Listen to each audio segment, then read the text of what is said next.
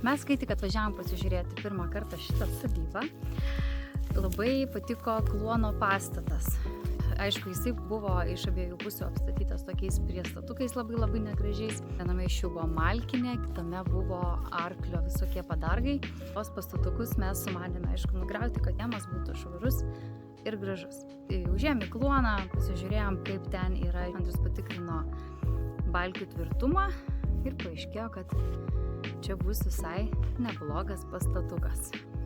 Tam, kad galėtume tą kluoną panaudoti mūsų sugalvotai paskirčiai, tai yra savirealizacijos erdvei, saviraiškos erdvei. Reikėjo jį susitvarkyti, reikėjo iš jo išnešti dalykus. Tie dalykai pagrinde buvo malkos ir lentų. Visas tas malkas mes, aišku, sumanėm patalpinti į tvartą, o tvarte irgi buvo visokių dalykų. Tai mes ir ėmėmės darbų. Tvarte buvo pagrinde vien tik perpūvusios lentos, gyvulių gardai, tai, sakykime, pakankamai lengvai išsiardė ir nebuvo gaila viską atiduoti kaimynui, kuris geranoriškai sutiko paimti, jisai sakė, sudegins. Kadangi Andriui labiausiai pasisekė su laisvadieniais, jisai nuvažiavęs siųsdavo man tokias žinutes. Štai malkinė, dalinai nuardyta, negali daugiau ardyti, nes nugrius malkas visas. Mums reikės jas išnešti. Šeštadienį didysis malkų nešimas. Priestatas nuardytas, ten tualetas atsidengia visų gražumu. Kai iš tvarto buvo išnešti visi dalykai, užsakėm smėlio, kiek tai aš nepasakysiu, bet žinau, kad kainavo 150 eurų ir buvo iš vietinio žvėryno, iš vietinio karjero. Jį Andrius su akėčiomis ir su Jokūbu, aišku, kaip be Jokūbo vyriški darbai. Jie važiavę išlygino smėlį su akėčiomis, su kastuvėliais po visas tvarto grindis. Tada iš šulinio pasijungė vandenį ir suliejo visą, kad susitrombuotų. Aišku, tas susitrombavimas nebuvo toks sėkmingas, kaip buvo norėta ir tikėtasi, bet mažiau dulkėjo bent jau, kai mes ten po to nešėm malkas.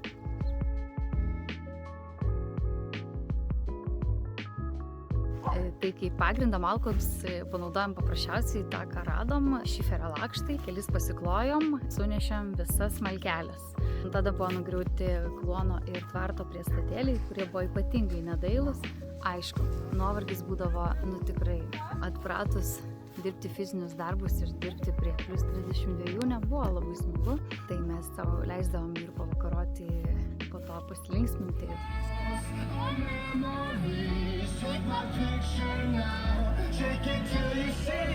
Sulaukus pirmų svečių, mūsų kiemas dar toli gražu nebuvo dailus. Dar tikrai buvo visokių lentų primėtyta, šiukšlių buvo ir dar ne viskas buvo išvežta į stambiagabaričių surinkimo aikštelę. Bet ta betvarkė jinai savotiškai yra graži, todėl kad viską, kas yra netvarkinga, galima sutvarkyti.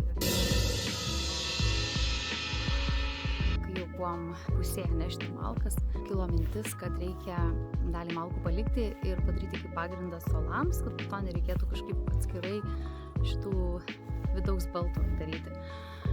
Bet darant pirmus suolus kilo idėja ir stalą, kad galima lygiai taip pat padaryti. Palikom visą eilę malkų ir visą pagrindą stalui. Kai jau buvo pagaminti suolai ir stalas, atėjo eilė gaminti sceną.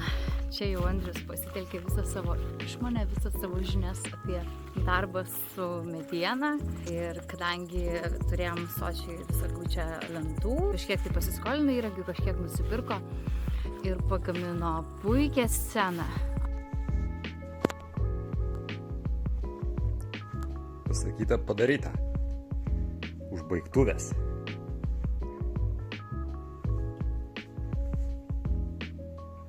Kai jau buvo scena tvirta ir galėjo atlaikyti muzikos instrumentus, tai pirmiausia keliavo gitara, tada iš mūsų namų persikraustė Yamaha.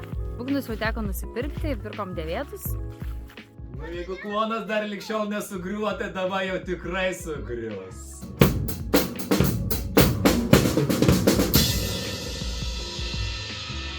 Pianiną Andrius atgabeno iš Kauno.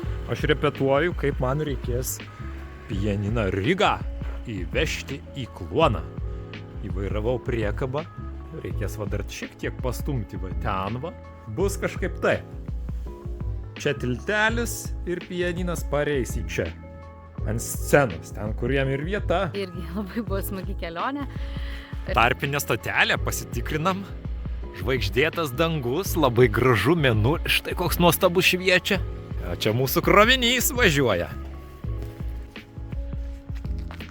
Paveržiau, paspaudžiau biškę. Su libiotke prispausta, viskas kaip turi būti. O, tvirtai labai. Nu ką, atvežiau. Ar patikėsit, kaip įvairavau?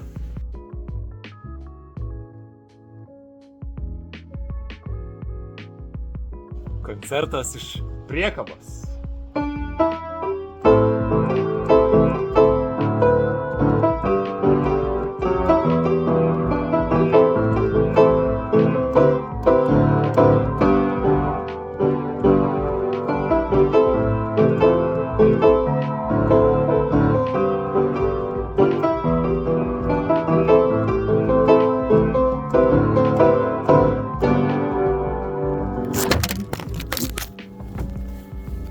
Pagavau, viskas gerai.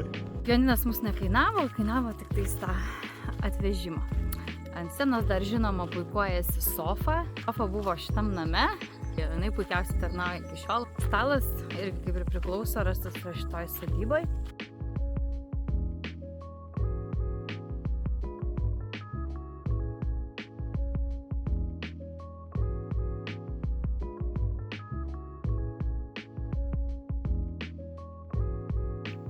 Na, o scena sudėliota itin patogiai. Romantiškų pasikalbėjimų kampelis, Jonika, mikrofonas didžiausiai žvaigždžiai, kad ir kuri tuo metu čia būtų, gitara, būgnai, žinoma, akordeonas,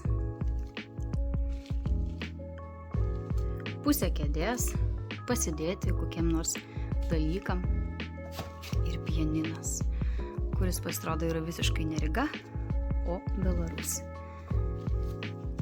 Ir paskutinis akcentas – mano tėčio pagamintas kubilėlis, labai tinkantis kėdėms.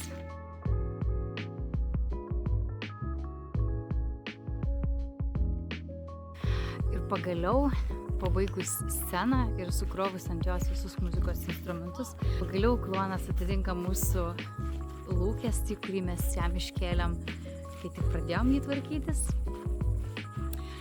Ir dabar jame yra be galo gera būti.